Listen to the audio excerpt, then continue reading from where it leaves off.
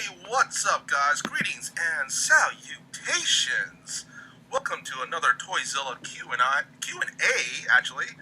And as always, I am MrKaPao, aka the fabulous MichaelPao. With me, as always, is the Dahveed of TOYZILLA, Dahveed. And hey guys, welcome to TOYZILLA Network. This is like our whole new Twitch channel, which we just are launching right now. And it's like that maiden voyage where you have the big bottle of wine and you smash it against the side of the ship. And I've got my Arizona bottle I'm just smashed into my head. But better than that, we have, I think, an amazing guest for you guys for our maiden voyage. And that is Jessie Flower over here. I think to my left. Am I pointing the right way? No, you are actually, she is, well, on the stream, she is top. I'm pointing both ways, so I Yeah. know I'm pointing somewhere in the right direction. It's fine. It's fine. We're going to get all these technical snafus out of the way today, hopefully. So write us right now if you can actually hear us, see us. If we're not all jittery and pixelated, if you want to know. Apparently people are saying that they can see us. We are good to go. Yeah. Brother Grimm wants to ask, how do I sub? Apparently right now you can't really sub because we just started on Twitch. So let's get to affiliate first. Then you can sub. Wait. They can subscribe, can't they? You have to be affiliate to subscribe. Okay, This is our first stream on Twitch. Follow us for now. Stalk us on Twitch or whatever it's called. Just letting you know, this is our first voyage. I already said that. But there's going to be some technical problems, I'm sure. But we are here to entertain you, for you guys, for the fans. We appreciate it. And I just want to give you a little bit of background on the people that don't know what TOYZILLA is. We actually started out as a brick-and-mortar toy store 2 years ago in Alhambra. And we survived many interesting events. But the main thing is we had some great guests. We were really like a community center for the nerds. We started out with our first event with the toys that made us. Brian Folkwise came out and did his first panel for the Netflix show. Since then, we've done every type of event. We've done swap meets. We've done barbecues. We did a maid cafe. We did a ill-fated haunted house that got shut down by the police. We've done another show. We'll go into that. But we are still here. We are still alive, and we're gonna keep it going because never say die. Pandemic, whatever.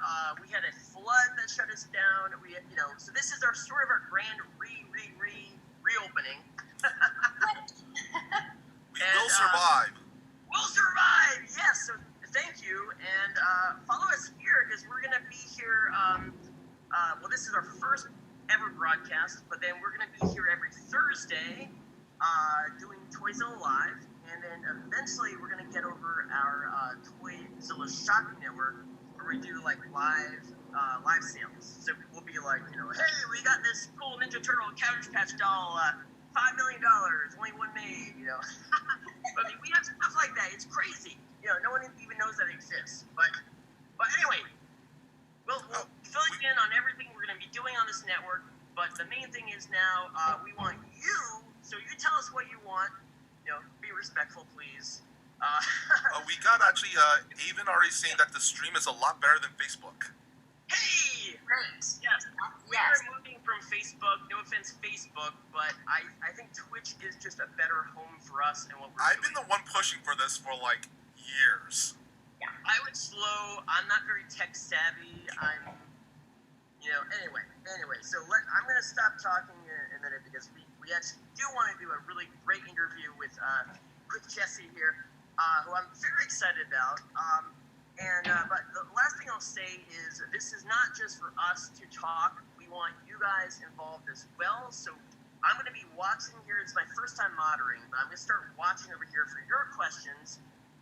When they're appropriate, I might filter them in. Otherwise, I'll bring some in at the end.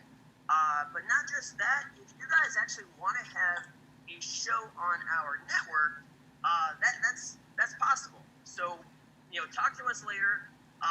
If we want to cover everything that's like pop culture, toy related, exciting, cool, maybe a little bit, different. So we got somebody saying that you should be a voice actor, Dahveed.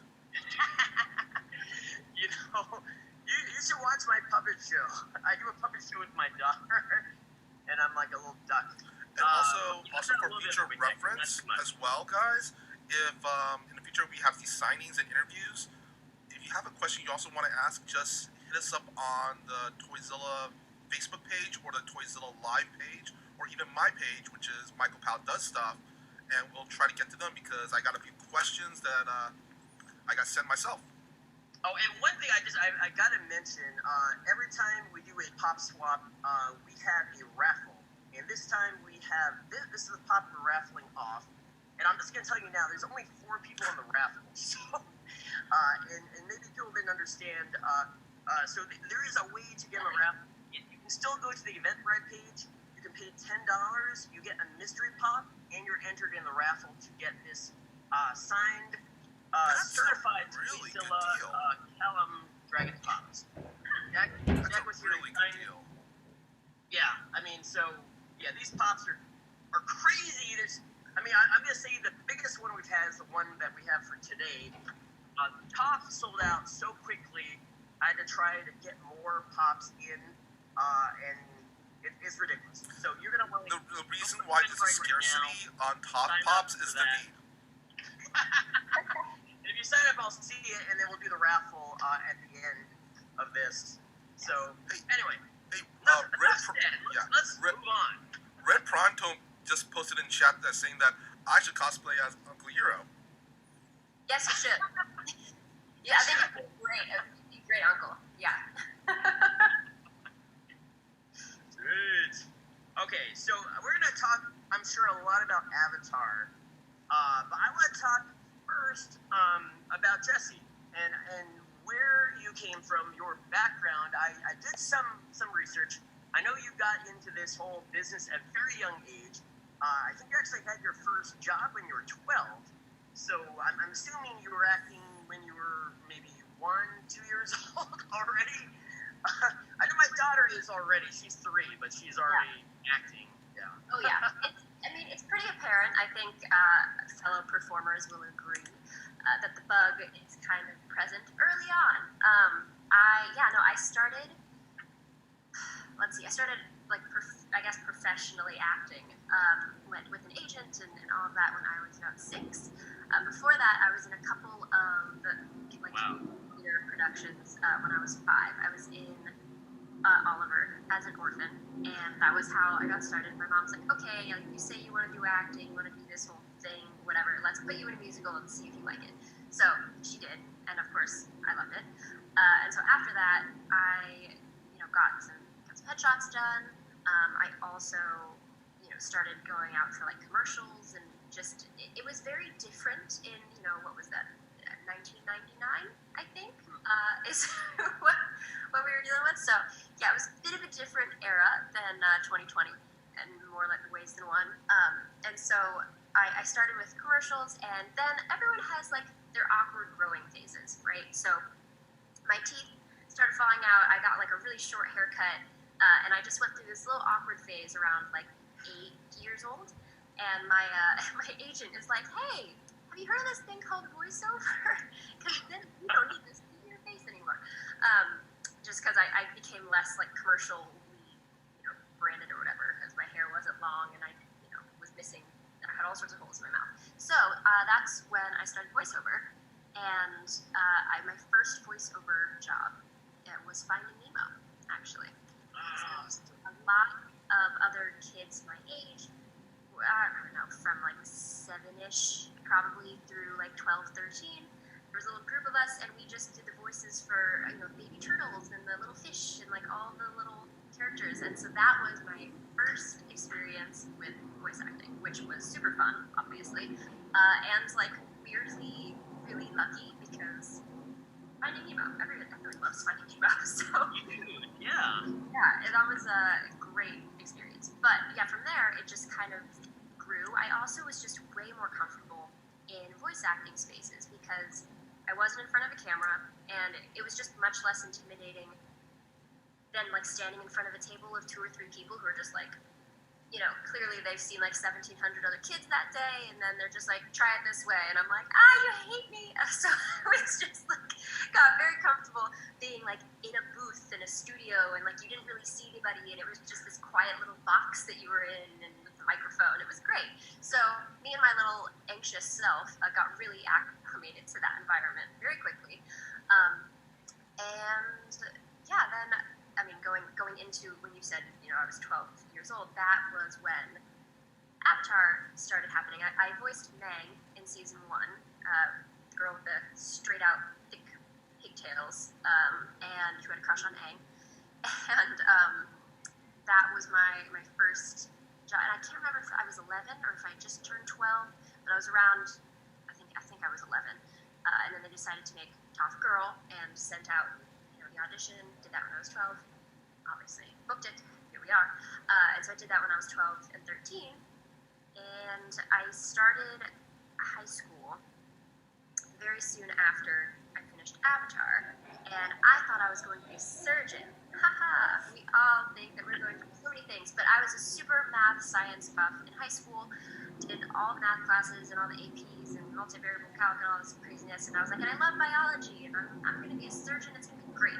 So I was like, I'm going to focus on school now, and then I got to college, and I wasn't performing really at all. Like, I wasn't in musical, like, I joined a cappella group, that was my, like, performing, but I missed it. I was like, oh my goodness, why am I, like, so sad? And so I joined the freshman play, and after the show was done, I was like, oh, I missed this. I'm going to have to do this again. So, returned to theater, added on film while I was there, and yeah, then moved to New York and have been there for the past couple of years, and then COVID happened, and now I am living with my boyfriend and his parents in Virginia, but we're actually visiting some friends in Vermont right now. So we're here for a couple of weeks, and that's where I'm at. So coming to you live from Vermont with lots of pop boxes and paint markers. I want to ask, was it weird when your classmates in college found out that you voiced Toph?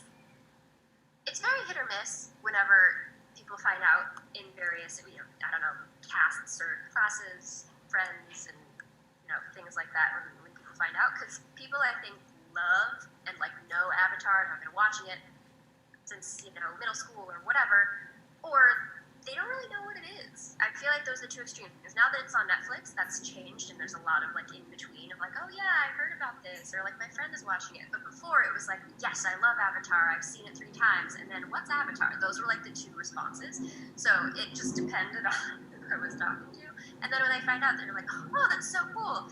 For the people who do know what it is, they're just like, oh, that's great. Can I get like an autograph for my sister or something?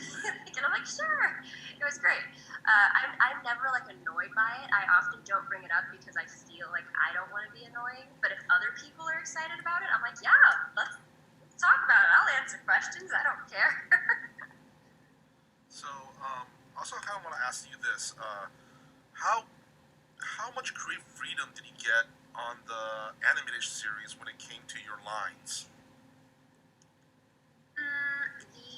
The sound effects, like whenever you're bending or if you get hit while bending, or if Appa like swooped and everyone goes oh or something like that. Ad-libbing in between moments, definitely always free, and especially like the sound effects, you kind of have to come up with those. They kind of write what's happening. But aside from that, Mike and Brian were pretty on point with what they wanted you to say. There wasn't really a lot of like, oh, and then they, have a little ad-libby conversation. Like all of my digs, all of my Sugar Queen and snoozles and all those things were attached to me by them. Like it was very much a pre-planned operation, which is why it's so good. I mean, and why it's only 3 seasons. They everything was purposeful. So there wasn't too much freedom when it came to the lines, but little ad-libs during like fight scenes, those were fun to voice. We got M. Boozy saying that I imagine spending time in the studio just grunting and oofing must have been fun. Yes. exactly, literally that. There were times when, if it was particularly heavy fight episode, that we would just sit there and get bunches of takes. It'd just be like 10, 15 minutes of like various grunts. Sometimes I would like, try to reenact like where I was getting hit on my body. It was just like a or whatever, all that. So it was fun. It was kind of absurd listening back because sometimes the direction is like, okay, those three were good. Listen to them again, and you like listen to yourself after what you just recorded. And I would get the direction like, okay, I like number 2. Like listen to these 3, and then listen primarily to number 2. Do 3 more like number 2, and so I could play back and be like, okay, and then just try to like match the vibe of whatever take they happen to like best. So yeah, it was great fun making all sorts of funny noises. Do you prefer doing live action or the voice acting? It depends on the day.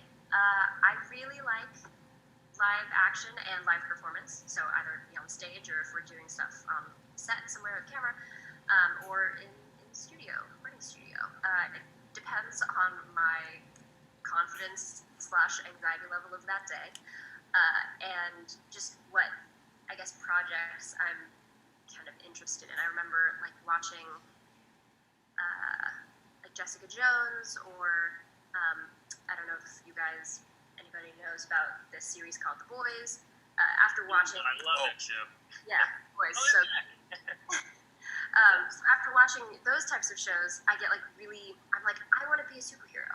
Like I am already super, active and like flexible. I feel like I can do my own stunts. I like have my motorcycle license. I like do trapeze and stuff. Like I want to do that. So I get really invested in like TV mode for a second, and that's where my like heart lies. And then when I do something like this, I talk about Toph and talk about the characters and the experience. I'm just like, honestly, like never mind set. Let's just go back to the studio. And so I definitely change, and I think that's normal for a lot of performers. You want to have diversity. Yeah, exactly.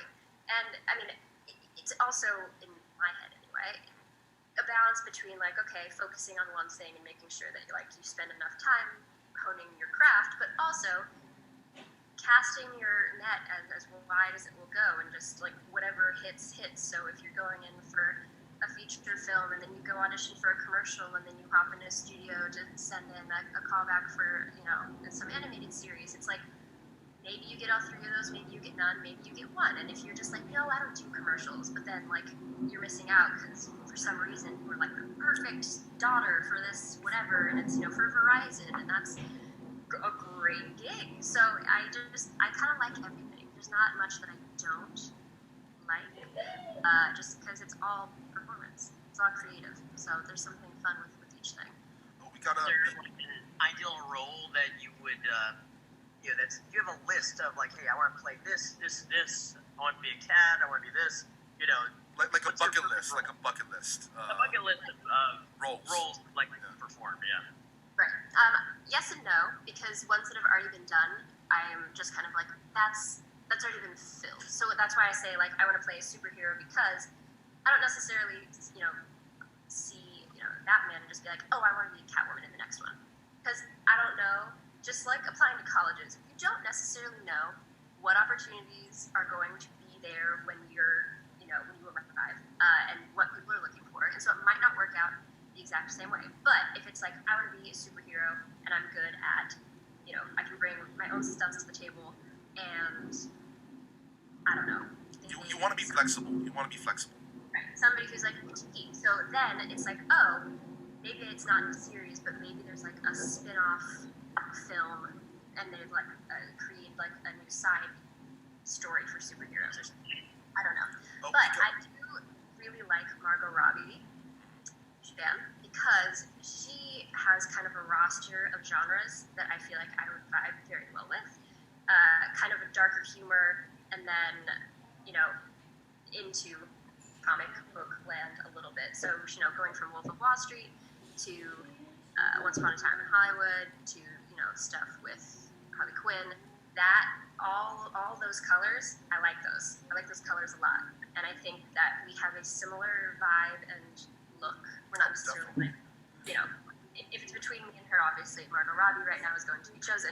But it's kind of a that vibe is what I think I'm probably closest to and like I'm interested in most right now. So that's the closest thing I have for you on like a bucket list. We have a Mitchie 409 on in chat saying that awesome jersey. Thank you. Yes, I've started wearing this like every time I do a live stream or am doing cameos. It's great. Earth Kingdom. I've got my little badge over here. Earth. It's great. Name, if you haven't seen this yet, some of you have. But, it's great because I'm 0, which means that I'm like the OG that like right. There you go. So it's me. I think that's why people they really relate to Toph. I mean, so much because she is kind of like the underdog. The one that no one expects that much of, but then she just outperforms. And I was curious. Could you talk about some maybe the parallels between founding yourself and the character Toph? I mean, are you bringing some of your real life to the role? Yeah, definitely. I also, just because I've not done one of these live signings before, should I be signing some of these while I'm talking? Sure. No, it's okay. We can. You can, but we can also do it at the end. It's up to you. I'll do some. I was just like, I started and then I paused and then I was like, can I do both? Cool. So yeah, I think first of all, the similarities between Toph and myself were definitely apparent, but then became more apparent as I got older and then rewatched, because when you're in middle school, which is what I was at the time, you're not as self-aware and like kind of creating a list of like who you are and what your weaknesses are and like that sort of thing. And so I was like, oh, she's really sassy and also has bad eyesight. Same. That was like the extent to like to where I like kind of paralleled the two. But I think that she is just she's very resilient. She's very stubborn, and I think that is very true for myself as well. And it's almost like my way or the highway. Even when she knows she should probably just calm down and like listen for 2 seconds, but she's usually it's always good intention. She's doing it because she's like, no, this is the way. This is the way because I have my experience, or because just like trust me, it's my gut, that sort of thing. So I think she's like the element of Earth. Well, shocking. Yes. Yeah. As far as the being like grounded part, I don't think that that I've kind of grown into a bit more. She was always very much grounded in like who she is. She's like, this is me, take it or leave it. Very, very much like Earth. I think I was like that. College definitely uprooted for a second, as I'm sure many of us feel. It's kind of been a return, which she's helped with that actually a lot, and especially with all the rewatches going on and just kind of reconnecting with her as like myself now. It's interesting, but I find that she has inspired me again, and I think she just continues to. It's just like a reminder of like, no, don't care about what anybody else is doing or what anybody else is saying. Focus on you. Make sure you're doing well and in your lane and doing what you want to do, and call it a day. People will like it or they won't, and I think it's just very hard to internalize, especially as a creative in any field. Across the board, it's just a very opinion-based medium, and so there are going to be people who don't like you forever. That's and just also, I love the character, the fact that she doesn't let her blindness define her. Oh yeah, no, not at all. And I think it's funny because I know that this might be, I guess, insensitive. They reference it a few times, but it shouldn't. And I think that society, people, everybody in general, it needs to be more like that. It's not like you're ignoring it. It's just, oh yeah, this is something I have to deal with, and then move forward. And it's like, okay, how do I handle that curveball and then still come out, on the other side just better for it.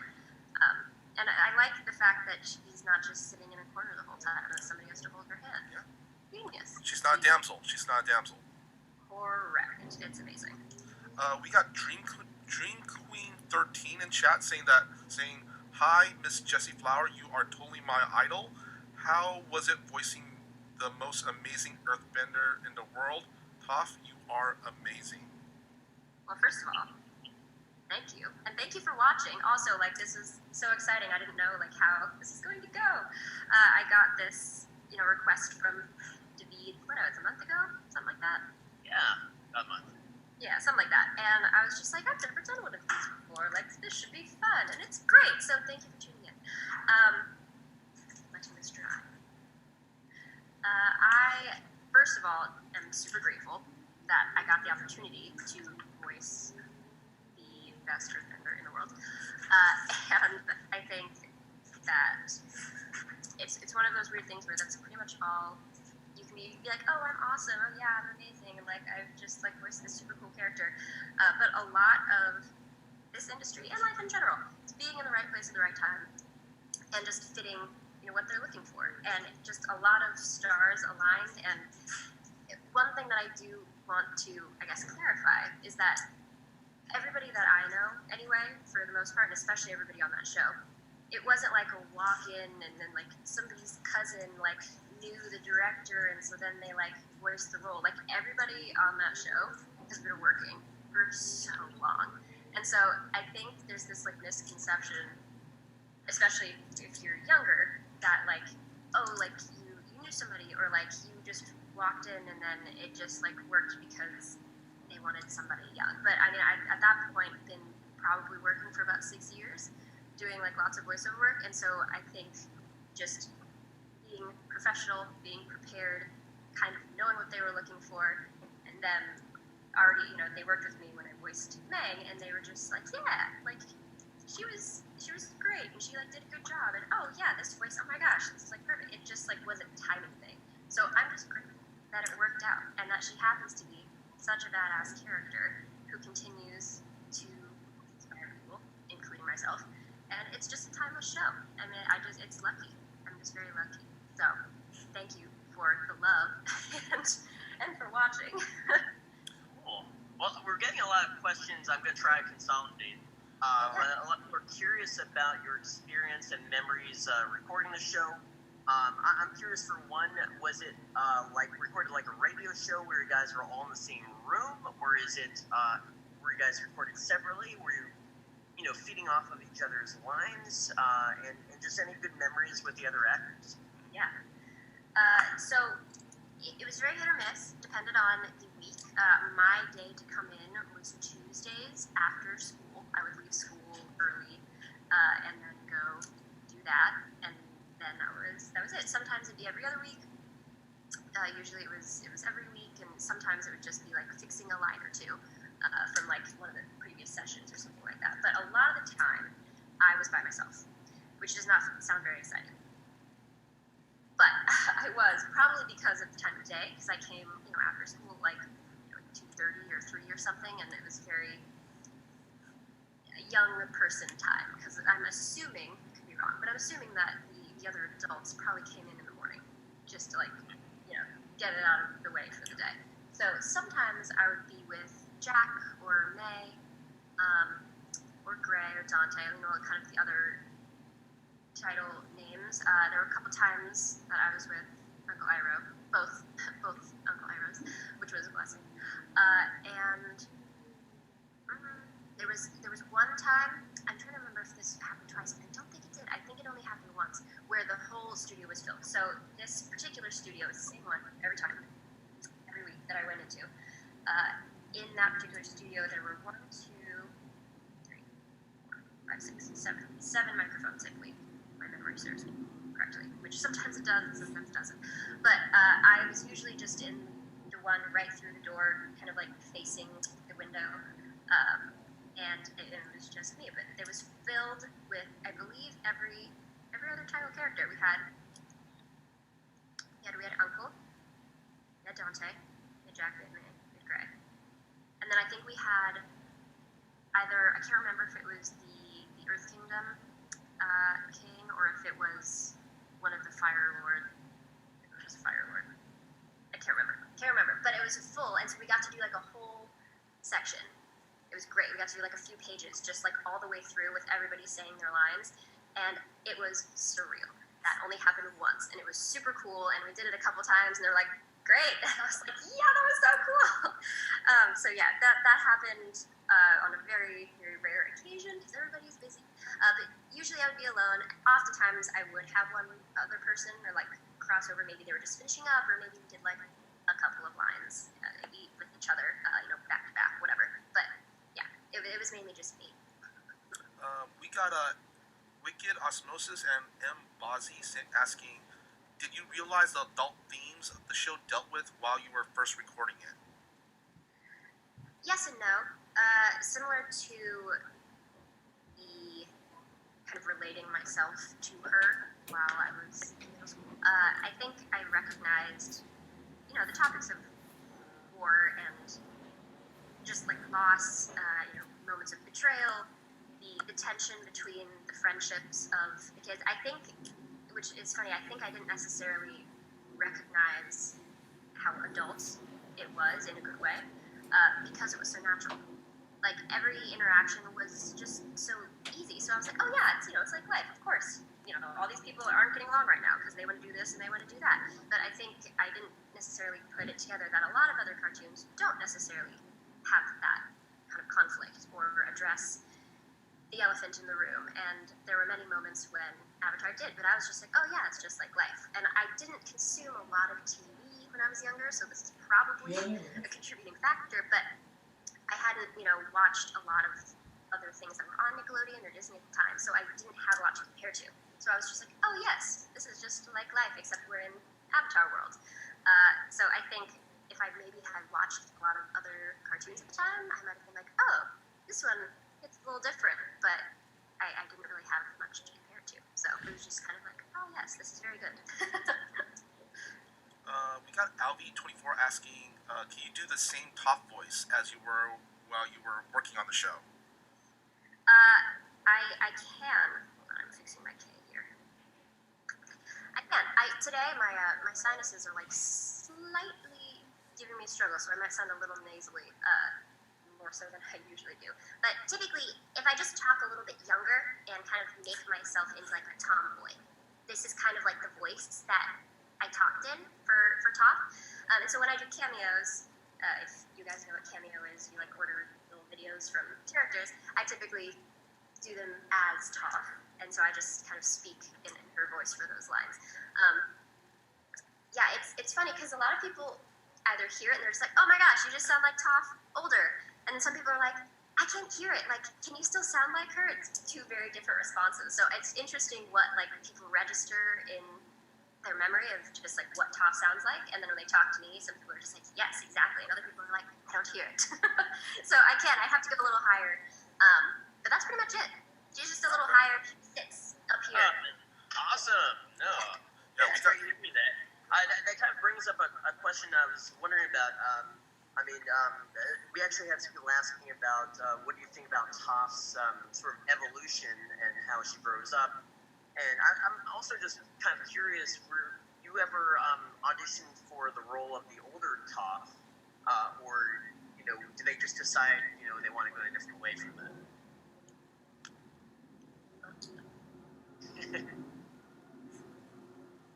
We can see you again. Oh.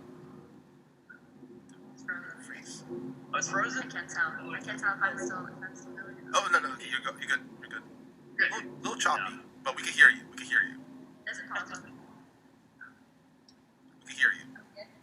Can we hear each other? Yes. Okay, Yes, we're back. sorry. Can you hear? I was asking about Toph's evolution and. Yes. Yeah. I heard the question right before it Okay. went out. So I was never auditioned for older Toph, which makes sense because I was like 20, so I definitely wouldn't have sounded like chief of police or grandmother age. So yeah, it was probably a smart move on their part. But I did voice my own daughter, Su Yin, in an episode. It was my senior year of high school, and they reached out and they're like, hey, can you like send us a voice sample? We just want to make sure you sound the same, but we have this like a couple line, one off in this episode, and we'd love to just like see you and catch up and you voicing your own daughter, that would kind of make sense. She'd probably sound a little bit like you. And I was like, that's true. So yeah, that was kind of the fun thing. I got to be in an episode of Korra, which was great. But no, I did not play any of the older Tophs. Well, we got some. Actually, got a PM question, which actually kind of correlates with the previous question.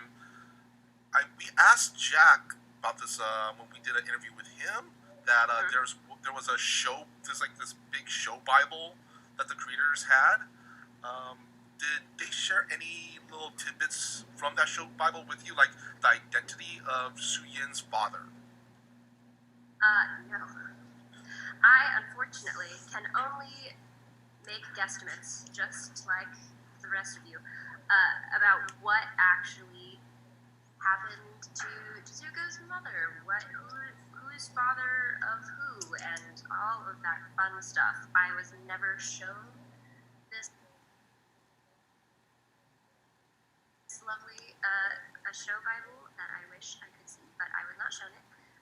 So yes, I unfortunately can only glean what I think happened just from the show and like chatting with other castmates. So. Oh, I got another question from PM. What kind of bender would you be in real life?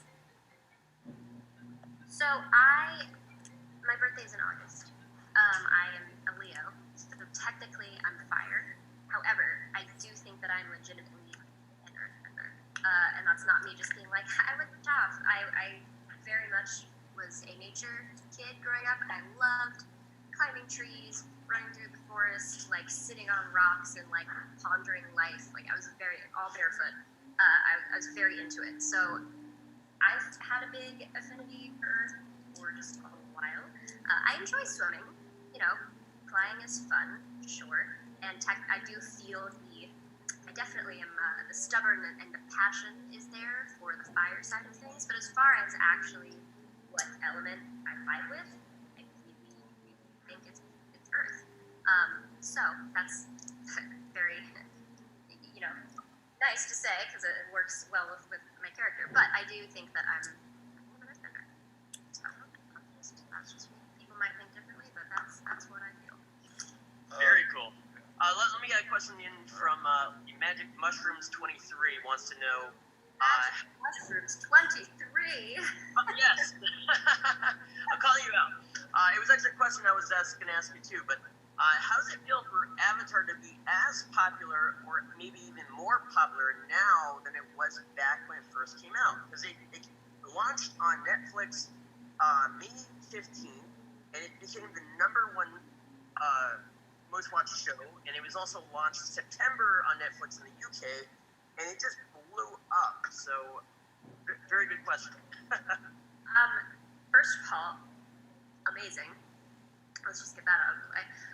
Second, it's really, really quite a blessing because this whole COVID situation was very, unexpected, I'm sure, for many of us, and I definitely just kind of felt aimless for a second. I was like, oh, nothing is happening right now. I don't know what I'm supposed to be doing. And this helped. You all helped very much because it was nice. And also I felt weird talking about it because some people, they're like talking about stuff they did when, they were a kid. And it's like, okay, we get it. Like that was when you were 10. Like, shut up. And so part of me was just like, oh, like, I'm just not going to talk about Avatar anymore because I feel like people might get annoyed or they're sick of it, whatever.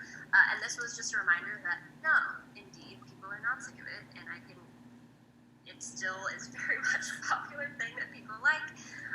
And I don't know, it's kind of cool because I feel like I get to talk about it again as a relevant topic, as opposed to just being like, oh yeah, remember that thing, and people being like, oh yeah, I think I watched it once on Nickelodeon. I haven't seen it since. I don't know what happened to it. And I'm like, kids, now you do know where it is. You can just log right on and watch it all you want. So it's been simultaneously really, really cool, but also very, very thankful that it happened because it's just kind of rejuvenated and reminded me hey, look, we did a cool things will open up again eventually. It's fine. Just like keep creating, keep moving forward. Like all gonna be good. The fan community of Avatar, from what I've seen, they are very, very fiercely passionate about the show and yeah, about the fandom itself. Yeah, yes, definitely. Which we love. We love that. I dressed up as myself for San Diego Comic Con in 2015. I made my own Fire Nation outfit, or Toph's Fire Nation outfit, and wore it, and it was a fantastic day because I got so many compliments from lots of people who didn't even know who I was. They were just like, "Oh, cool, Toph cosplay. Yeah, I did like Sokka yesterday or whatever," and I'm just like, "Yay, this is so cool." Yeah, it really feels like Avatar is that franchise that will never go away. I mean, it's continued with Legend of Korra, and now this live action. Yes, the live action. Yes, thank you. Avatar Yes. that's coming out that everyone has a lot of view of. Yeah. Speaking of, That. let me take over for Dahveed for a little bit. So what? How do you feel about the upcoming Netflix live action Avatar? Yeah, I mean, I think me, along with everybody else, is really, really excited. Because, first of all, we get a round 2. We get to try this again. And also because Mike and Brian are so hands-on, and I think they posted a little bit about it on their Instagram. Not like details or anything, but just like, hey, like, it's happening, it's in the works, like, we'll let you know as things, progress. But I think that them being involved is just going to be a complete game changer for the better. And, it's funny because I just feel like with the Avatar release on May 15th, and then Korra is coming out in August on Netflix, and I feel like they're just kind of ramping up. They're like, hey, remember, everybody, this is a show, also new people, this is a show, and then when the live action comes out, everybody will, like, be educated. They'll, like, know what the original is and what it's supposed to feel like and look like and whatever, so it's going to be cool to just see the development of everything, which who knows where and when it's going to happen at this point, just because, life is kind of wild. But I'm very excited. If you get a cameo or something in the live action, what would you want to cameo as in the series?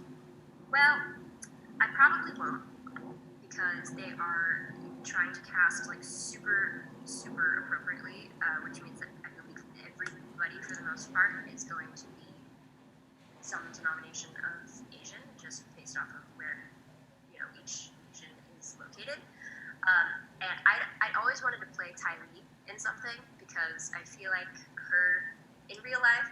I think I'm a mesh of like Ty Lee and Toph with like a tiny little smattering of like Katara, mainly when I'm just in like mom mode and I like care about something. But that's like sometimes mainly it's like Ty Lee and Toph. I feel like, which is a very weird intersection. But I would love to play her just back to like kind of her own stunt thing, just because she's super bubbly, was like a circus chick, and it's funny because she makes the Fire Nation fun. Like everybody else has just so much going on, or they're like May and they're super bored or serious, and she's like, hey, look, fire can be like upbeat and exciting, and so I would like to play her at some point, but definitely not in the live action. Let's see. We got a question here. Do you have any advice for people who want to get into the voice acting business? Voice acting business as a performer, I'm assuming. Yes. Yes. So basically, things are different now than they were. It's not like a world of difference. Things still exist relatively in the same, when it comes to auditions and reels and like the setup and microphones, all that stuff. But I think you have a lot more power with these lovely little devices. And if you have an Android too, that also works, whatever. But just recording yourself and like seeing what you sound like. What do you want to sound like? There are some people who like, oh, I'd love to voice this type of character. Then copy them. Listen to those lines, say them back. That's how I got a good number of jobs, because I I listened to something and I was like, oh, that was fun. Or I was like, oh, I think I can do that. And it was really high pitched, or somebody was making a weird warbly noise. And so I just tried it. And with these lovely things, you can now record yourself and then listen to it back. So doing that, and once you kind of play around with your reservoir of sounds, making a little demo reel, that is ideally, I think, step one.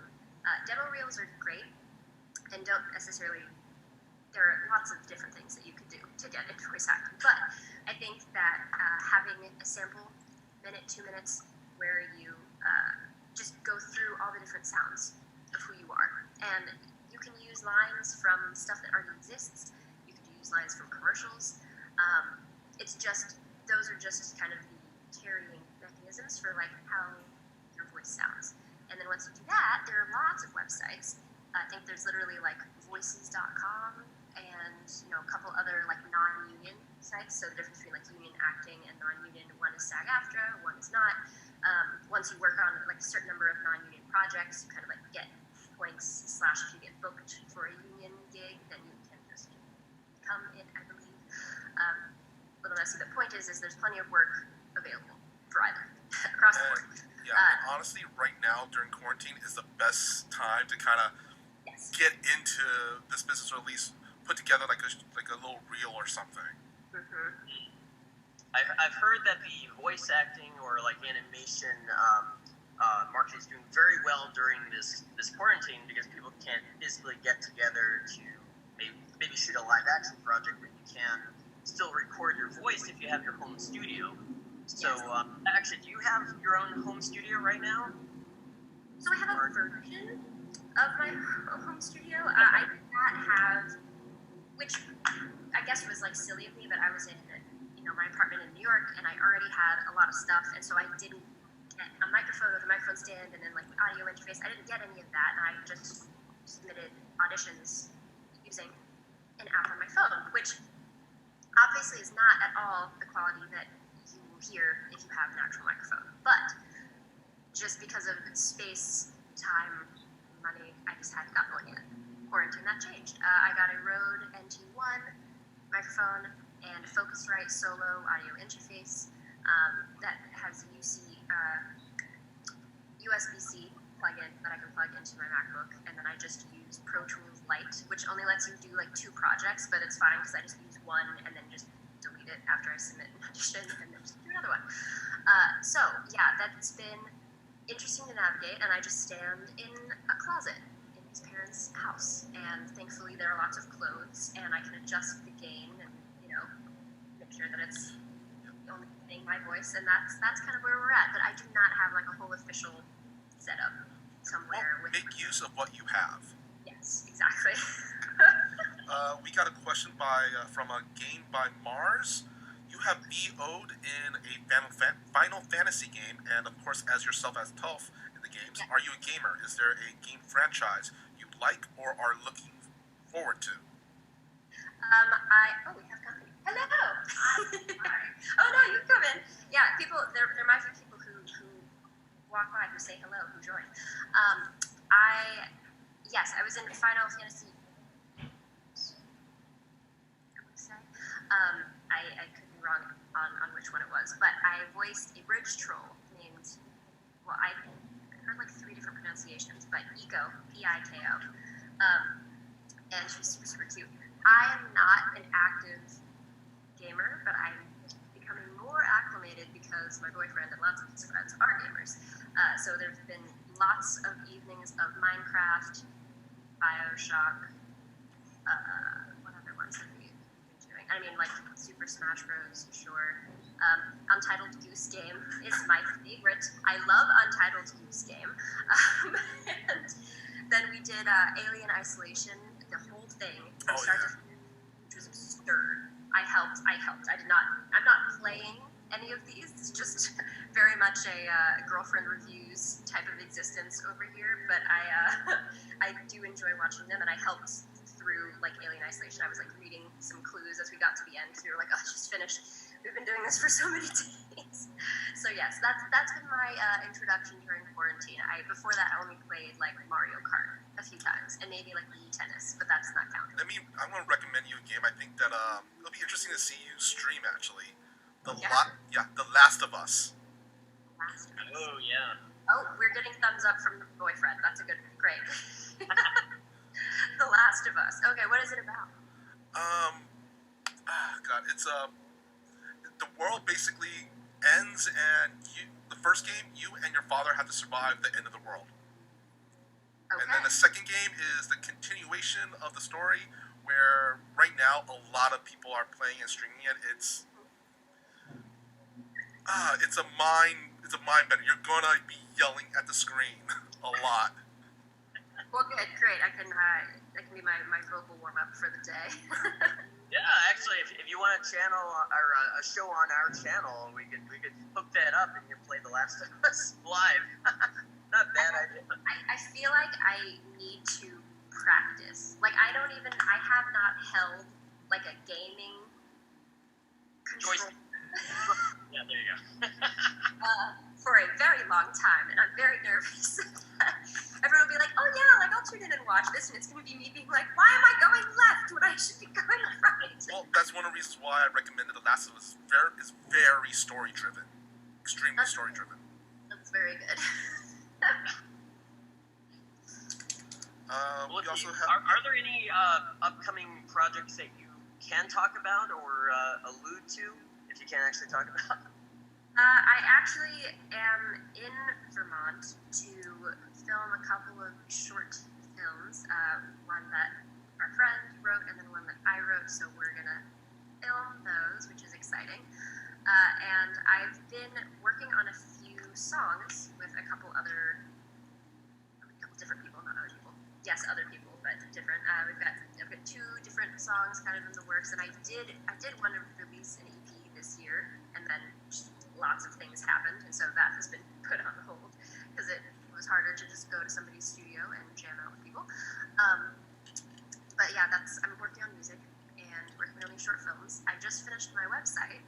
I'm still like tweaking some things, but you can go on. There's an Avatar: The Last Airbender page, and I'm trying to start like a fan art section, and then there's like event updates and stuff like that, so it's exciting. And then I just did a modeling camp, which if anybody follows me on Instagram, they saw many a post about it. But I went a couple weeks ago to upstate New York and did a modeling camp because I actually really like modeling, which is possibly funny or doesn't make sense to some people, but I do. I like it a lot, but I'm a little short, so runway has always been out of the question for me because I'm 5'4", so that is not going to happen. But I do love it a lot, and there are lots of boutique companies that are growing, and obviously there's like accessories and stuff like that. So anyway, it's a little all over the place because right now it's very much like a recharge, take time to learn new things, work on this side project that you maybe thought you were going to do at some point because we're all on pause. So a lot like in development, but nothing in probably like the next week or so. There's nothing that's like, oh, check. Well, next if you ever make it out to LA, I would love to jam with you on my little banjo. Yes, banjo. We love a banjo. We don't have enough banjos. Yeah, we could jam out in the swamp somewhere. Yeah. Oh my gosh. My boyfriend is is an editor, videographer, so he'll come and film us jamming out in a swamp, and then we can live stream it or something. That'd be amazing. That would be amazing. All right, we're getting near to the end, so we got just a few more questions from chat. Let's see. Oh, we got a Chandler asking, did you ever expect Toph to be a chief of police in Legend of Korra, especially after she was pretty much kind of a rule breaker? So, yes, it makes perfect sense. And not because of, like, you're a rule breaker and then you, like, reform and then all of a sudden you're, like, super, super strict. That narrative, sure, I guess, kind of makes sense. But I think it's more so, she pushed the envelope because she could and because she was capable and because the rules that were in place a lot of the time were unnecessary. So I feel like she created a new regimen of just how law works based off of her own experiences, and probably yeah, she's probably a bit of a hard ass, but it was because she thought that they weren't doing as good of a job, and not like, oh, you know, there are, I don't know, thieves running loose or anything like that, but it just, you know, it didn't make sense. Like, maybe it was based off of gender, maybe it was based off where you were from, or like silly little things. So I think that she just went in and was like, you know what? I'm sick of like following everybody else's rules. Let me make this better and do it my way. So it kind of makes sense. I wasn't necessarily expecting it. I didn't think about what she was going to do specifically beyond just be an amazing earthbender and teach other people. But whenever that came out, I was like, oh yeah, that makes sense. That makes a lot of sense, actually. And so also speaking about the kind of the evolution of Toph, Jita 2005 wants to ask, what did you think of Toph being a mother? So I think that was probably one of her struggles as a woman, not because she didn't know how to empathize or like care about people, but because her version of that maybe wasn't the most motherly in many people's books. So I feel like you have to have the right type of kid in order for Toph to be your mom, and I feel like she like kind of did. And What do you think she was a mother? Like, what kind of mom do you think Toph was? Well, I think it was one of those things where I have this little word here, where she probably didn't care if you know, wanted to go to an underground earthbending competition in the middle of the night. She probably wouldn't care. However, if you lied to her about it, she'd be mad. And like, she doesn't care if you're going to a party or if you like want to drive across the country, but you better finish school and do really well if you're going to go to a party on a Tuesday night. So I feel like it's this balance where she was probably seemed chill to a certain extent, but as long as her kids were like being intelligent, you know. So it was kind of kick butt first, but homework first. Right, exactly. I feel like that's how she was, which, you know, and I don't think she was very good with like heart to hearts. I don't think those happened. Probably, I don't think there was a moment where she sat down and she's like, "All right, let's share how we feel this week." I don't think that was ever a dinner conversation. In the best way possible, probably because she just didn't even think of it. She was just like, oh, if you're having a good day or having a good day, if you have a problem, you'll come talk to me. I don't have to like dig, you know, to see how you're doing. If there's an issue, you'll just tell me. We can talk about it. So that's how I feel. We got M. Bozzy asking what type of music you like to listen and play. I love to listen to everything that's good, regardless of genre. I started early on with country, and a lot of people don't like country, but I feel like it's because they don't actually know. Like Johnny Cash, Dixie Chicks, Sugarland, like normal country that's about the music and like the actual genre of the music, and not about like beer and pickup trucks. I do like a few of those songs, but that's not the reason why I like country. So that's where I started, and then a lot of pop, and then musical theater, a little bit of jazz. Started getting into like alt indie rock in like high school, you know, like Passion Pit, Alt J, that sort of thing. And then in college, kind of locked into this, I don't know what you call it, like dark pop, I guess, and then that kind of led into EDM and a lot of tropical house.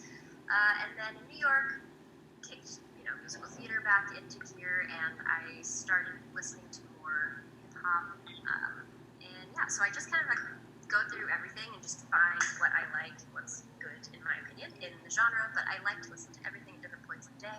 I just listened through Taylor Swift's whole new album, Folklore, yesterday, 2 days ago, whatever day that it came out. It was great.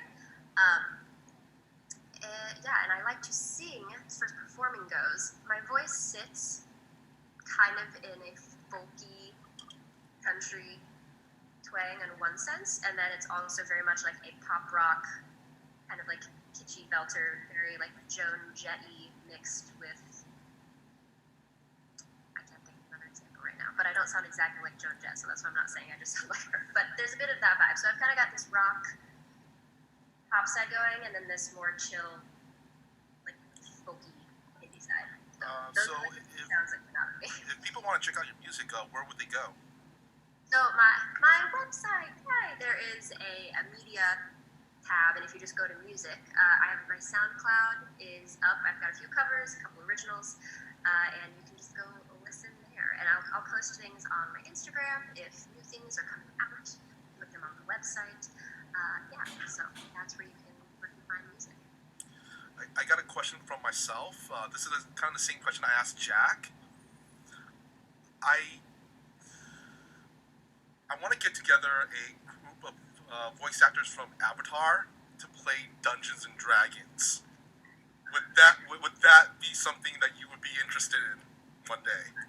Like someday. Never played it, so again, I would need to familiarize myself with the realm. But yes, I think that would be hilarious. Who else have you talked to about this? Oh, so far just Jack. Okay, so far just Jack. Yeah, you got Jack. You got me. Is he on board? He's down. Okay, amazing. We've been all talking a lot more because Dante's been hosting these fundraising live streams on Fridays.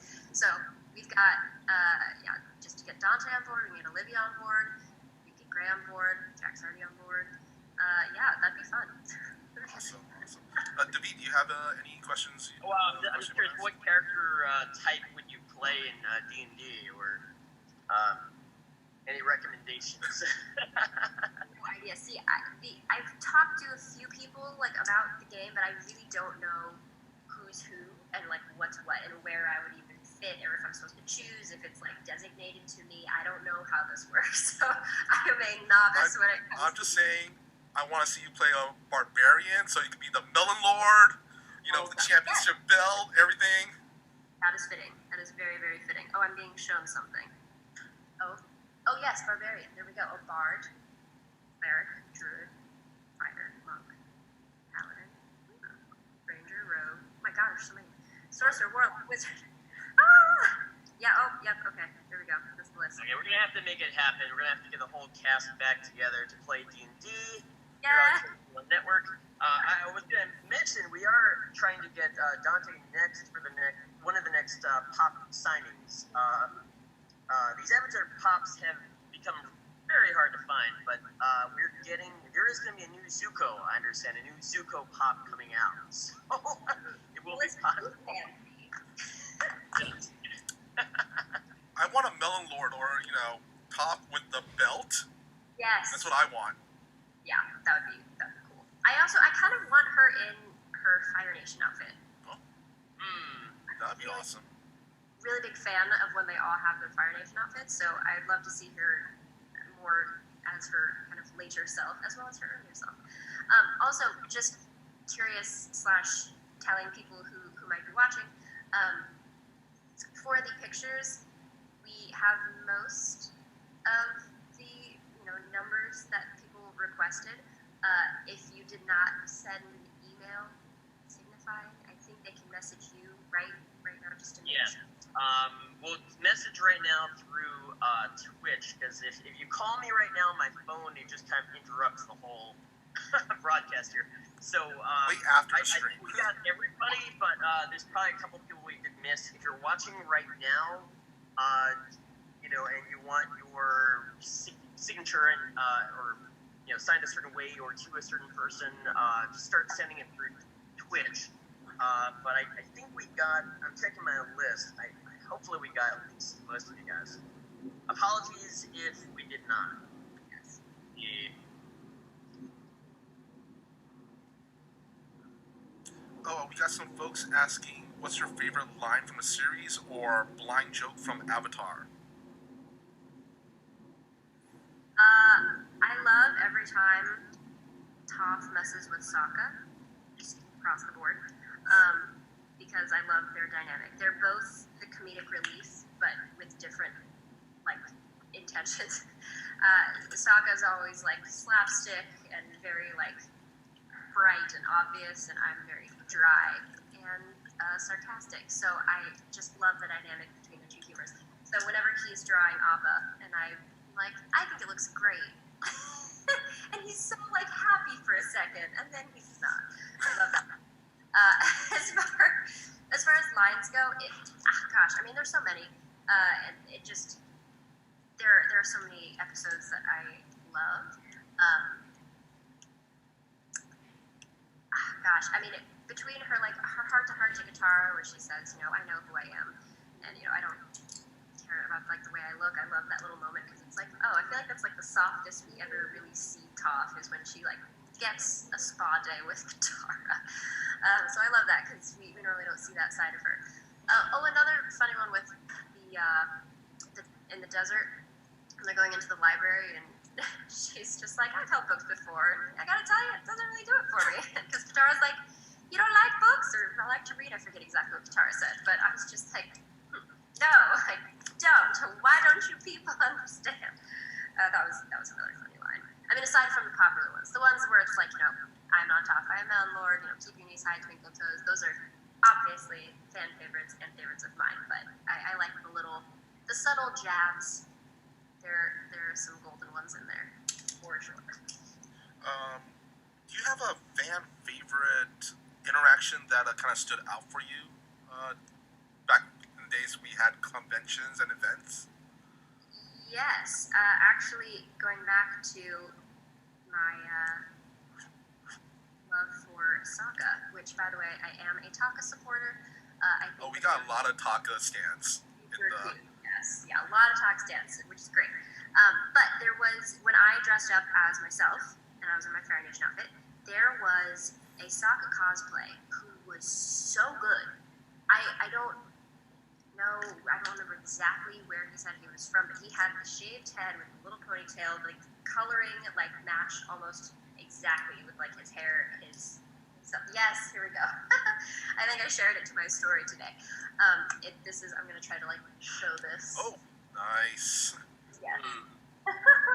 And his outfit was great. His boomerang was fantastic. He had all the details, the necklace, everything.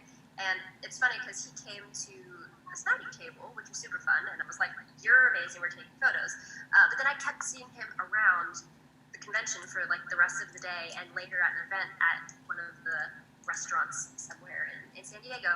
And so he and I, every time we would kind of just walk past each other, I would just like punch him in the arm and like actually do it because I don't want to hurt anybody. Not that I'm that strong, but just be safe. And just like one-offs kind of with each other, it was great. And so I felt like I had this mini day of like Toph and Sokka just like existing in San Diego together. It was great. He was probably one of the best.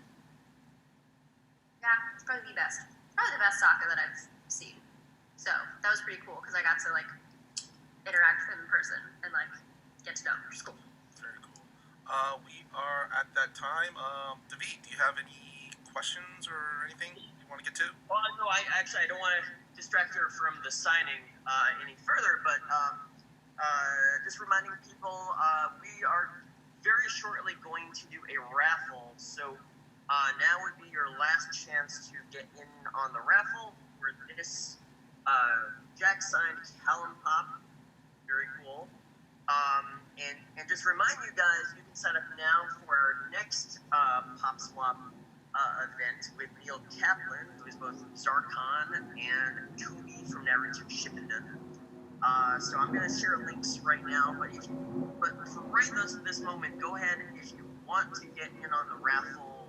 Last chance to do it on Eventbrite. So I'll give you like a moment to do that, and then I'll take everyone's name and do the raffle for this pop. Only 4 entries so far. It's just $10, and you actually get a free pop no matter what, a mystery pop, which could be worth a lot of money, but you might win this one. So, and I'm sorry, it is too late to get any more autographs. We don't have any more tough pops, yeah, the Eventbrite is down right now for getting more autographs than the Glossy. Glossy is right now, because we don't want to take up too much of her time. I'm sure you got to get out there and work on your music and your projects in Vermont. So this is a welcome activity. I will gladly. Let me see one of those boxes. I want to see what it looks like. Yeah. Cool. We've got a classic here. I've got yellow and green going because those are typically. Yeah. So we've got our I am not Toph, I am Melon. Classic. And we've got a Keep Your News High Twinkle Toes. Yes. Here we've got our colors and we've got our lines going. I found that those are the token lines, you know, for this type of thing, because it's classic. That's who she is. That's her. And yeah, that's we've got a whole lineup of your boxes ready here, signed, drying, ready for you. You can keep signing while we're live here, and then I guess maybe we might need a little help with some of these glossies, just getting them just right. But I'm paying attention to everyone's notes here, and I have my notes, so. I can start on some photos and finish up the rest of these boxes afterwards. Okay, yeah, let's jump to some of the photos here, and I'm sorry, we're trying to make this as close to a convention experience as possible with you guys, you know, other than just getting right in her face, you know, but just, yeah, there you go, hey, signing table, so, Nice to meet you, thank you for coming. Okay. I kind of want to get to this. I see a question I really want to get to that I actually really like. Senior Spicy wants to ask, did Toph record at the same time as Mick Foley voice the Boulder? I actually don't think so. No? I don't think there's any crossover. I know, it's very disappointing, but I think he was pre-recorded when I came in for my lines. And also, who would win, Toph or King Boomy? See, this is tricky. I think, I don't know. I mean, like, I'm a little biased. I'm a little biased to say Toph, but because metal bending, if it really came down to it. But see, I think, yeah, it would be hard because Boomy has figured out a few ways out. Obviously, like when he was in his shackles for a second, you know, he would bend Earth kind of through other ways. So I don't know, but I think the fact that she can metal bend, when it comes down to it, if there was ever something that would just kind of a throwdown. Yeah, like a throwdown. I think that would be the defining factor. But also, like I said, I'm very biased.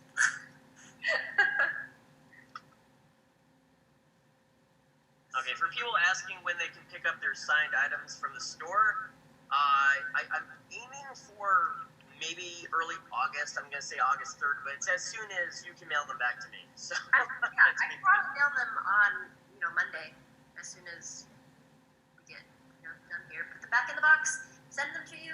But yes, they should be able to be on their way early next week. Cool. Awesome. All right, I've converted into photo mode. So should we?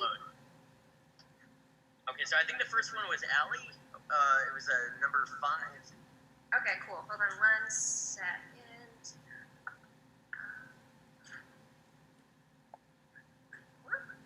Hold on.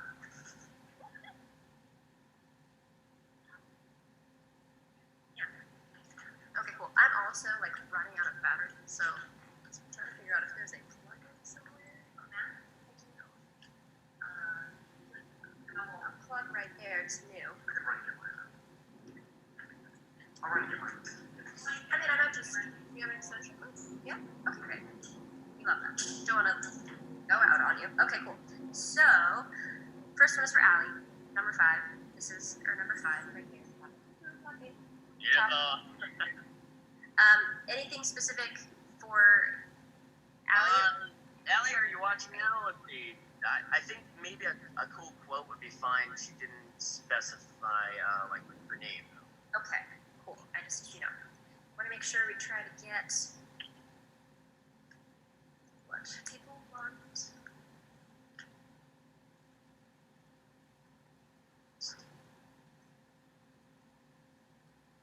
Cool.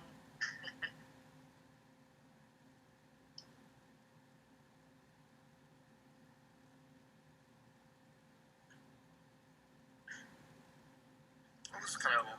We got a Game by Mars saying that having several friends with disabilities from hearing loss and etc., they've they have all told me that they hate it when people treat them previously and want to be treated like a normal person. Yes. Yes, and I think that, I mean, we just kind of mentioned this earlier, that she doesn't really let other people in the show, before she finally, is helping the Avatar, treat her as if she just can't do anything.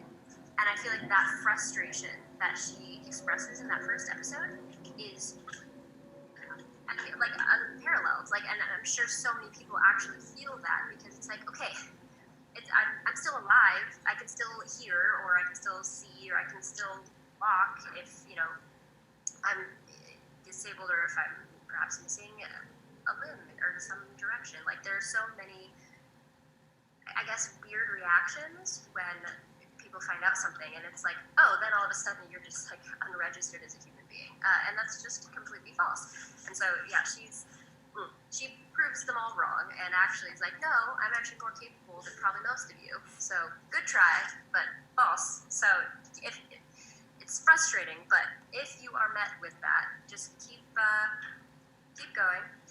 Be like Toph, and just be like, no, actually, here, look, I'm X, Y, Z. I'm doing all these things. Thank you very much, though, for your concern. Yeah, it's very, very frustrating. All right, we have one. What did you just give Allie there? I think she just wrote it and said she wanted the Melon Lord quote, but might be too late. But I can. That's fine. That's fine. Okay. Sorry about that. No. I'll get you the quote you want. All Do right. you want it made out to you? Yes, Allie, do you want it made out to you, or just with the Melon Lord? And what is the spelling of the name? Okay,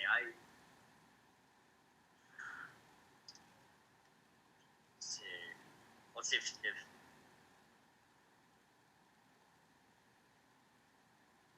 okay, let's just give it a little time. Sorry. Let's see. Okay, and reminder, yes, you can still get in for the Callum raffle. I'll give you guys a little bit more time. I guess we'll do the raffle after we do a little bit more of the signing. Give you guys a little bit more time. I'll just give you guys that link again to the Eventbrite page if you want to get in on the raffle. Someone's telling me the link is not working.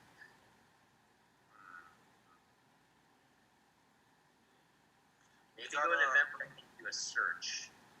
We got Firelord here asking, have you read the Avatar comic books? Before I answer that, we're trying to link over here, and the link is working. So, I'm not sure if it's connection, or maybe just refresh the page, or try closing something and then like opening it up again. But the link is working on our device over here. So, hopefully that will remedy soon. I've read, I think, 2 of them. The Rift, and I forget what the other one was that I read, but from Dark Horse, when they like first came out, I think I don't remember if that was 2015, 2014. I'm not quite sure, but I've read a couple of them. I've not read all of them, but I have read some. All right, I'll leave this for Allie if she ends up saying that she does want it for herself. All right. Okay. Let's see who is next. Okay, so this is to Katie from the greatest Earthbender of all time. Okay. Katie, right? Katie, and this is image number 5. It's what? Number 5, right? Number 5, yeah. Pretty much everything is number 5, you know. I just put this one together actually last summer, and it's been a favorite. I'm glad that I thought of it, because I was like, I need like a little collage. I need a little Toph collage.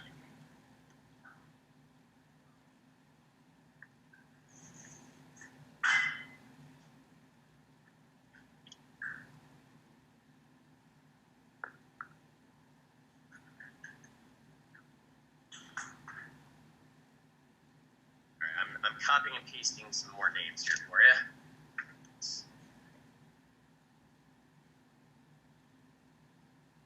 We need some signing music. MrKaPao. Can you hum some music? My banjo's not strong. Okay. To the mountain. All right, we have Katie. Katie's all done. Katie's done? Okay, Katie had, okay. She's got another one, I guess the same, number 5. This one says, Dear Mercedes, Taka Forever. If you have that, actually. Spell it correctly. Mercedes. I think I do. We got Mr. Ladiesman 127 in chat saying that every female character in Avatar are badass. That is true.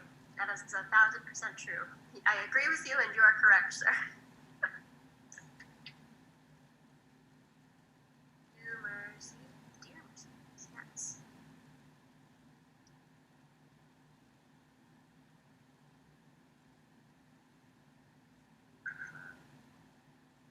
We actually got someone saying that they have Toph tattoos. And Really? What? that, yes, on both wrists. I'm just trying to find this here. If you can send a photo of that, that would be awesome. Because I'm sure we would all love to see that. So I'm curious what you have. yeah. And describe it, I suppose, if you can't really look. Yeah, I have Toph's face tattooed on one wrist and the Earth Kingdom logo on the other wrist. There it is. That you're number one right there, inked. Toph inked. All right, we've got Mercedes. She's signed. Okay, great. Okay, we are up to. Okay, someone wants a number 1 signed, and nothing more specific than that. So. Great. That is all you. Just okay, you and Toph.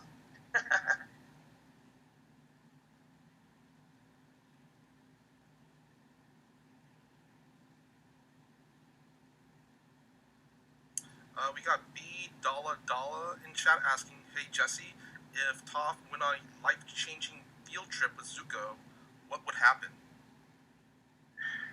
Wouldn't we all like to know? It's funny because whenever they went on their attempted version, she was all emotional. And she was like trying to like talk about her life and like have this like connection and like have some sort of catharsis that just like didn't happen. And I think she thought that Zuko was more like conversational than he actually is.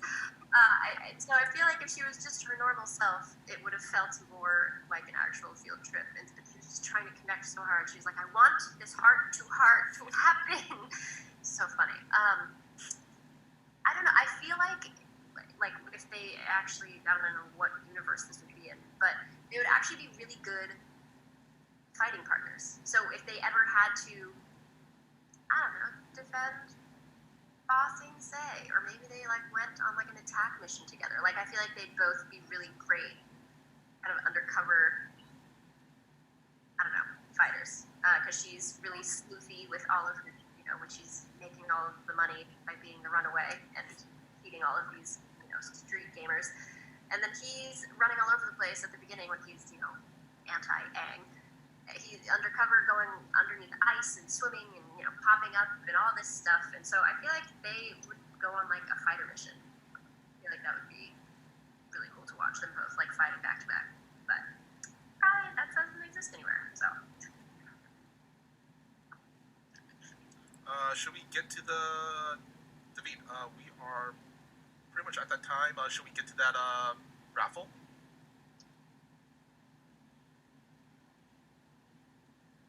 He is lagging.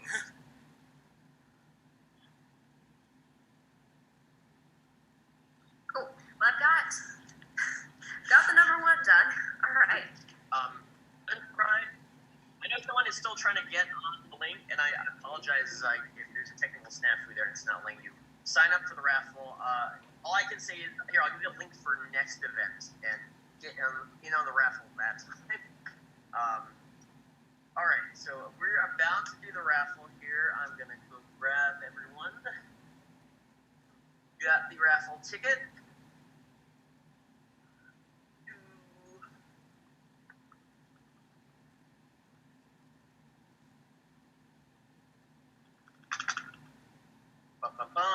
Okay. By the way, I know Twitch allows us to do another sort of raffle, and then we can randomly pick a winner from that. So I don't know if we want to do a Twitch exclusive raffle, we could do that too. I'll figure it out on the fly, but if maybe we should just do what you know how to do, and then I'll do what I know how to do the next one, next time. Yeah, next time. Right, we'll figure it out. Okay. Yeah. All right, so the winner of the signed Callum Pop with the COA goes to Christian Castro. There you go, Christian Castro. You have Congrats, won Christian. this pop in my hand. So it will be mailed out to you with your other items, your mystery pops, unless you wanted to come by the store and pick it up. So I think this is so awesome because I just noticed we have someone from the UK right now actually watching. So this is actually a bigger event than what we could do if it was just in the store, because we can. I remember setting up the chairs for our last event with Jack, and it's like we can only fit so many people up there. But here we can actually open it up to a much wider audience. You don't even have to be in the same country. I think this is. I'm really digging this. So, you know, Yeah, we're definitely gonna do more of these. we will do more of these. We will definitely do more, and I'll share the link for the next one we're doing with Neil Kaplan. Hopefully, I have a graphic. I have a graphic. you have a graphic you can throw up there. I'll try to throw up the link. And apologies for There any we go. technical snafus. Let's see. And we're trying to let you see every single item get signed, but you know what? Definitely not going to be boring either, you know? We don't want it to get too boring, but I know. If you're not getting something signed right now, it might be boring. But that's why in the future, we're going to get MrKaPao with the banjo out. He'll be ready, or the kazoo. And it'll be more exciting. So we don't want to pound her with too many questions while she's trying to focus on signing stuff. Okay. Let me see. There's another That's the graphic for our next signing with Neil Kaplan. Up. So Yeah. yeah. Any fans of Voltron Legendary Defender or Naruto Shippuden watching? Get those questions ready now, you know. And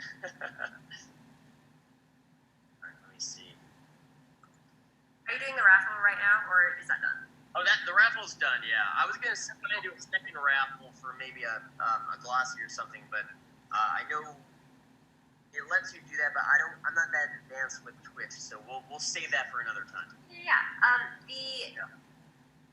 From what you sent me, it says underneath the pop figure, it says, "Could I get one glossy made out to Alice, one made out to Max, the last one made out to Mira?" Do we know what photos those are, or no?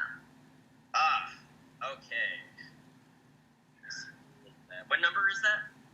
Well, it doesn't have a number next to it. It's between 4 and 5. Okay.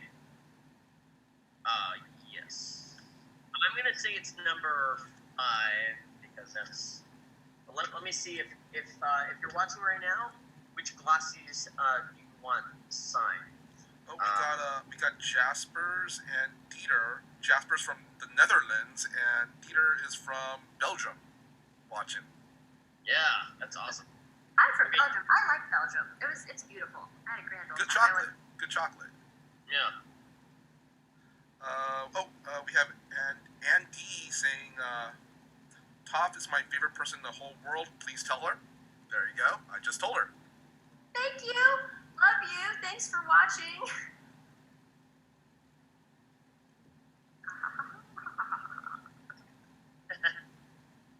Yeah, all those ha's in there. That's Brother Grimm says that's me. Let's go with 5. All right. number 5. I knew it was number 5. I already knew. Yeah. I was right. But we don't want to take up too much of Jesse's time.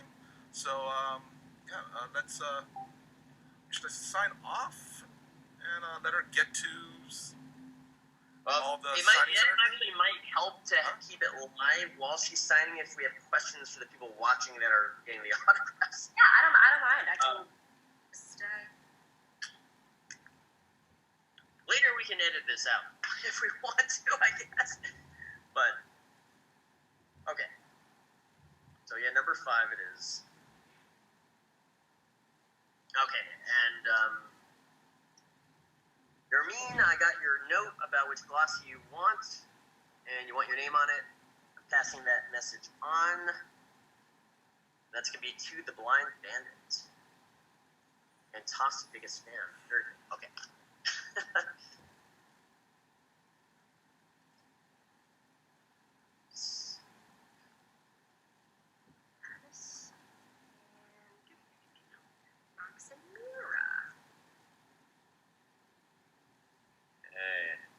Okay, so next one we are getting up to is John Toscano's, which will also be picture number 1. Very cool. I'm still doing Max and Mira. Also, I didn't know. Okay, sorry. No, I didn't know which one you're talking about for the V name that you just mentioned. Oh, that's gonna be at the end because yeah, I'm just getting a couple more in. People are but I thought it was sorry. Can I get my glasses signed as to the Blind Bandit? It's to the Blind Bandit? Just want to make sure. That's what I'm seeing here. I would think it'd be from the Blind Bandit, but that's what I also assume. But sometimes people have their agendas, so I just yeah. let me check. I think it is to the Blind Bandit, but.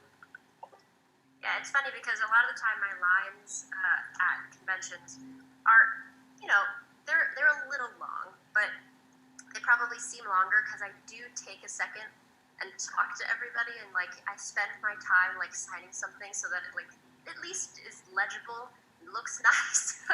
Just because I was like, if you came to say hello and are getting a picture, I want you to actually be able to read what I've written down. So yes. That's good, and it is that interaction experience that they want to get, and we're trying to give that to you as best as possible. So, so I'll just kind of read off what everyone is saying, so that you can kind of get that interaction experience. We'll see if in the future we can actually get people on to the Zoom, maybe one at a time, to actually say things in person, but we're not that spot yet. Let's see. Got a Jake Flo 1337 asking Jesse, after how many autographs will the hand start to hurt? LOL. Surprisingly, I have gotten fairly used to it. I remember when I first started signing in 2014,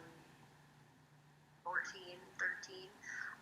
My hand would get super, super sore, but I realized it's because I was gripping really aggressively, and I think some people just don't know how to unlearn that, so they hold the pen really tight, and then they're just signing very very tense, and I've just learned how to loosen this up, and so it just moves easily now. I'm not holding anything too tightly, so I've actually gone multiple hours and multiple days, and that happened last summer. I was completely fine. Not even tiniest bit of sore, which I'm proud of myself for. I just had to practice really letting the wrist be loose so that it could sign without too much energy being taken from it. Okay, we got a message from Fire Lord Azula asking, saying that her sister is a huge fan. Can you say hi to her? Her name is Rafaela. So, that last sentence again. Can you say hi to Rafaela? Hey, Rafaela. Toph Beifong says hello. And she says, I love Toph, best character of all time, and best Earthbender. I agree. Yeah.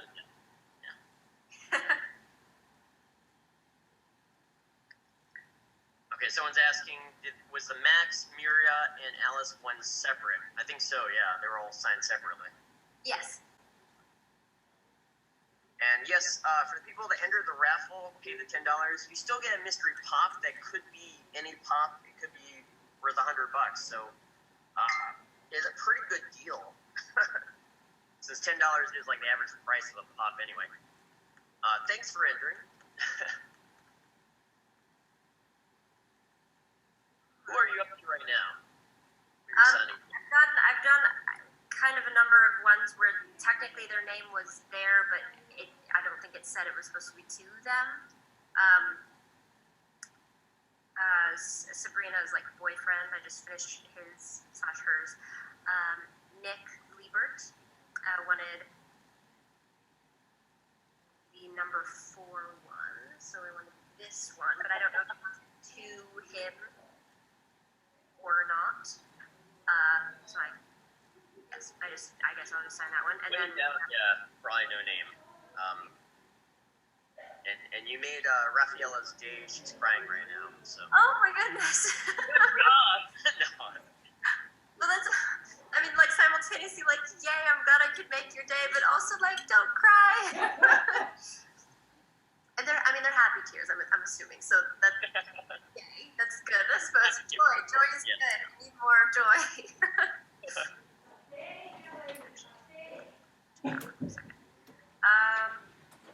I will just do 2 number 5s for Henry and 1 number 4. I'm assuming I'm just supposed to like sign these normally and they're not going to anybody. Yes. Okay, great. We have Chandellers. Hi, this is Chanda. I don't know when it's my turn, but all 3 autographs are number 5. First one is Chanda with Melon Lord quote. Second one is to Hannah from the Blind Bandit. And the third one, you can just add Sam and Dan. Thanks. Okay, I'll copy and paste that over. I hope we didn't already do those 3 number 5s, but. Okay, we're gonna iron this out in the future. Don't worry. Eventbrite wasn't really doing what I wanted it to do with allowing people to specify and give like notes. I may in the future just have this on TOYZILLAstore.com as something you can order there. I still like the promotion of publicity from Eventbrite, so I don't want to get rid of that. But we'll keep special medium. Yeah, I will just say for these, let me like double check, but I think, yeah. So some of these might come to you later, just because I'm running out of these. I have more back at where I'm staying in, but I brought like 20, I think, of them. So, but yeah, I only have 3 left, and I think we already have. That's a very popular one, yeah. Yeah. So I'm gonna like send this box back to you, but a few of these will probably be later, just for people who are watching, because I brought a big stack because I thought that was going to be enough. But that has not been enough apparently. So yes. Anyway. Cool. Okay. Well, should we? I know. Michael's got to run in a bit too. So let's try to get through a little bit more. And also, I don't want to bore you guys watching. Who might not actually be getting anything signed right now. But also, I don't know what photo Nermeen wants. Oh. Nermeen, which one did you? Was it? It was probably number 5. Can you take a different one than number 5, Nermeen, if that's possible, so that you can get yours signed sooner than later? But if you want to wait till she's back, back home again, you can get number 5. But I think she did want number 5. So. All right. Anyway, I'm just gonna pass over some of these messages.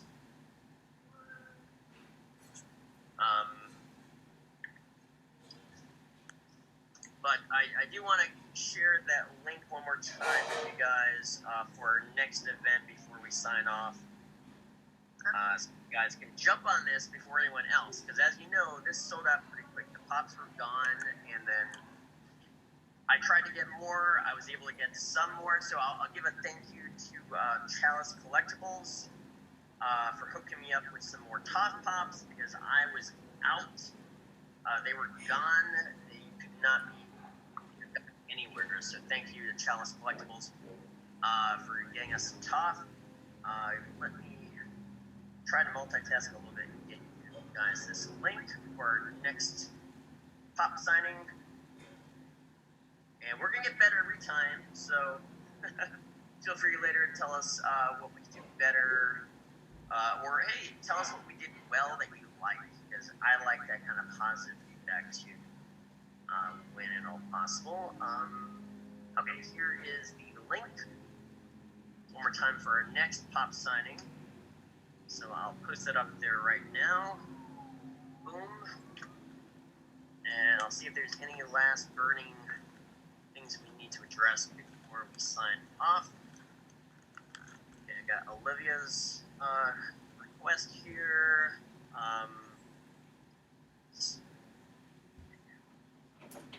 Just want to get a shout out to Henry and Sister Alice, who are big fans from that's coming from Brother Grimm. Yes. Hello. Hi, Henry. Hi, Alice. Thanks for watching. Okay.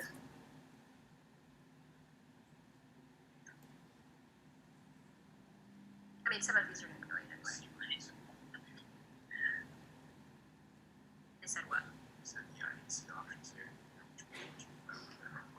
Okay, great. Okay, well, that's perfect. Hey, if you don't care, it's going to be all random for whatever you guys get.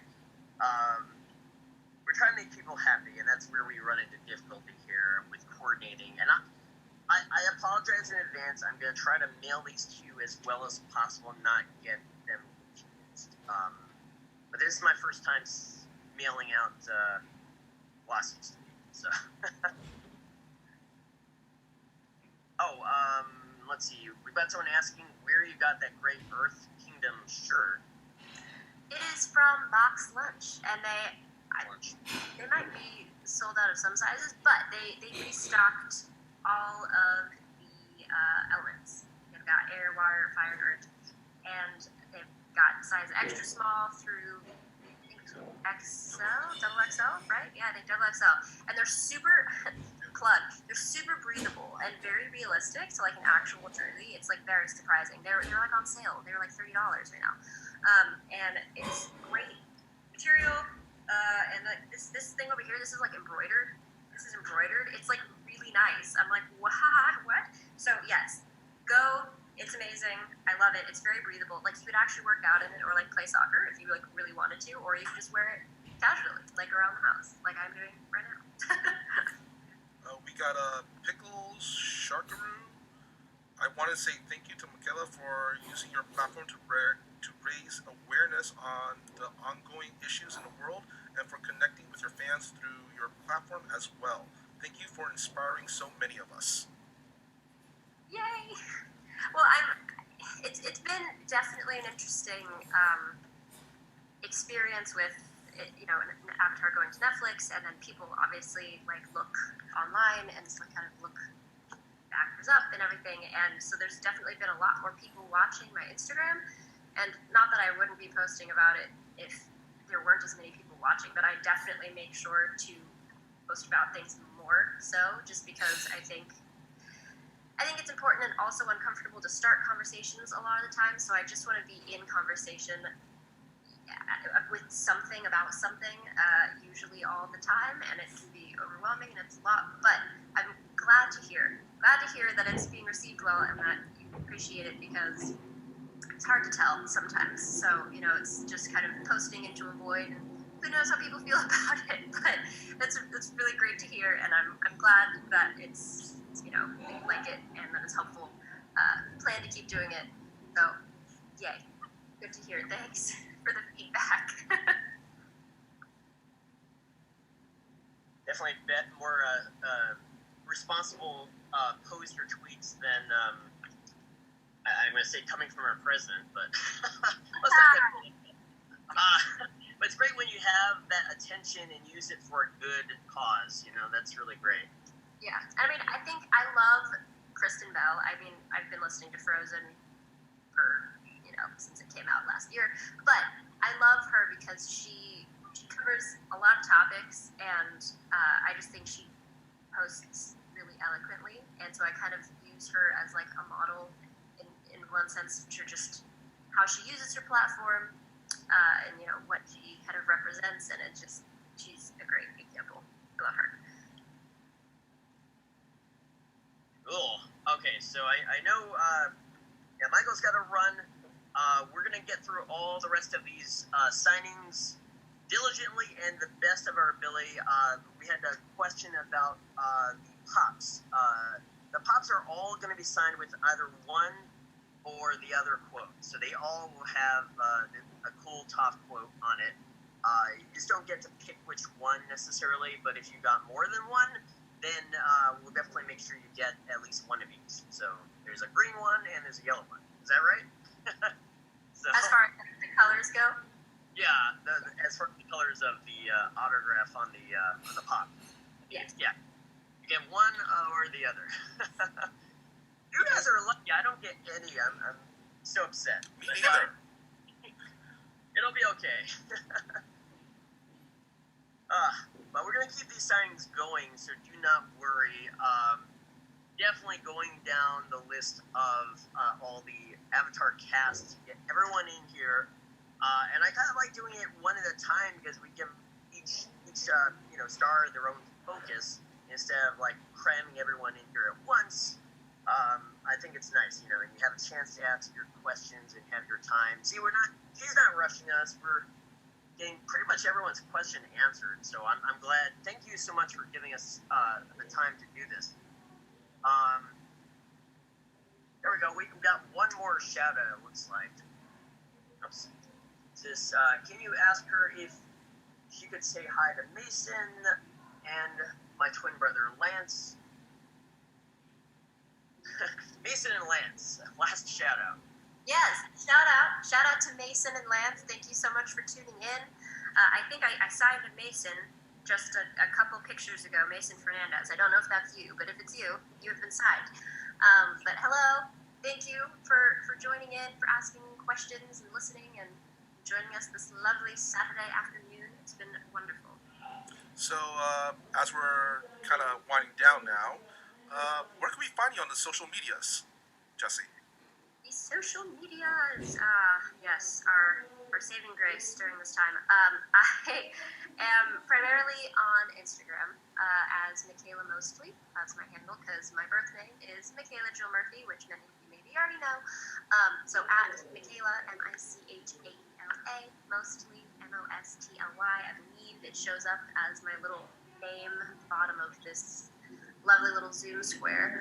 My website is MichaelaJillMurphy.com. Feel free to go peruse, look at the ATLA page, that's where you can write music. I've got modeling portfolio, all sorts of things. And there are other autograph requests outlined on my page for future reference if anybody asks or wants to inquire. So that's where you can find me. But yeah, feel free to reach out on Instagram. I try to get to my DMs as much as I can for questions and things. I don't get to all of them immediately. I'm sorry, but I try my best, and I'm on it pretty constantly. So feel free to stop by, say hi. And Dahveed, where can we find you? You can find me here each and every day in this subterranean store that is TOYZILLA. Online, it's TOYZILLA Store, one word. And I'm primarily on Facebook, but I'm really digging this Twitch, so I'm excited. You're gonna see the two of us actually for TOYZILLA Live this coming Thursday at 6 p.m. 6 p.m. Right? 6 p.m. Yes. Pacific Standard Time. Yes. So at Pacific Standard Time at 8 p.m. for TOYZILLA Live, which TOYZILLA Live is a show where we talk about toys, new toy news, whatever's coming up next. And then following that show, you'll find me on it's TOYZILLA Store on Facebook, which is where I do my live live sales where we'll actually sell you stuff that's in the store, like this Ninja Turtle Couch Patch Kid, which never got produced, prototype, things like that. Really weird, rare stuff. A lot of people are demanding we do a mask episode. We're going to get to that soon. So that whole show is transitioning over to Twitch as well. But I think we're going to give... I finagled an earlier one that I think I repurposed because I wrote a quote, but then I was like, oh, is this going to somebody? And then I actually did a duplicate. So I think I actually have everyone's. I think I literally was down to the last one. I will double check, obviously, but I believe I've gotten to all of you with all of the preferred photos. Yay! Very cool. Awesome. Wow, it worked out. So until next time,